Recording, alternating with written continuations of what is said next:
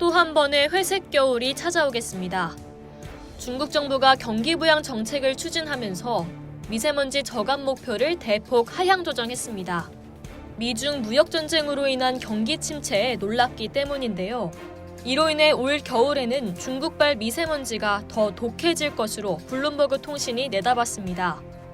중국 생태환경부는 지난달 발표한 베이징 주변 지역 동계 대기오염 종합관리 행동방안에서 올해 10월부터 내년 3월까지 미세먼지 농도를 전년 대비 4% 줄이는 것을 목표로 제시했습니다. 이는 전달 공개한 초안보다 1.5%포인트 낮은 수치입니다. 중국 정부가 원래 계획보다 미세먼지 저감 목표를 하향 조정한 이유는 베이징 주변 지역의 산업 활동을 늘리기 위한 것으로 보입니다. 이로써 한국 등 주변 관련국들의 걱정은 더욱 커지고 있는 상황에서 그나마 다행인 것은 중국의 미세먼지 배출을 무조건 부인하지 않고 관련국과 협의에 나섰다는 점입니다. 지난 4일 한국과 중국의 환경부 장관이 청천계획 프로젝트 확대를 위한 업무 협약을 체결했습니다. 중국이 미세먼지 배출 당사국임을 자인한 셈입니다.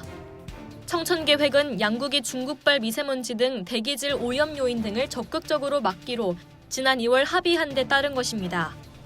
이 계획은 대기오염 통제와 관련된 정책기술 교류, 자동차 오염 통제 기술 교류 등 6개의 구체적인 협력 프로젝트로 구성됐습니다. 협력 사업의 범위도 연구 위주에서 저감 회피 사업으로 확대됩니다.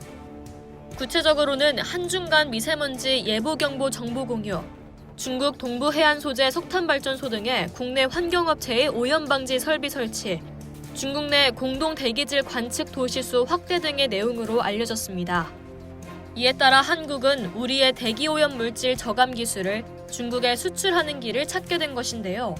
대표적인 사업이 한중 공동 미세먼지 저감 환경기술 실증 협력 사업입니다.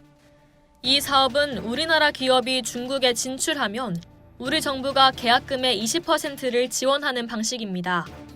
중국에선 기술을 받아들이는 기업과 중국 정부가 비용을 공동 부담합니다. 지난 2016년부터 시작된 이 사업은 올해 총 4개 기업이 6개의 프로젝트를 계약했습니다. 총 217억 원 규모입니다. 우리 기술은 중국 현지에서 꽤 인정받고 있다는 후문입니다.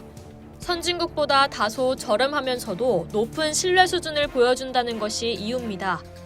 한 예로 현 테크 ENG의 저감 기술은 휘발성 유기화합물질을 99.6% 걸러내는 데 성공했습니다. 여태까지는 국내 환경 관련 기업의 중국 진출이 활발한 편은 아니었는데요. 이번 사업 협력을 계기로 확대될 전망입니다. 이상 여의도투브였습니다.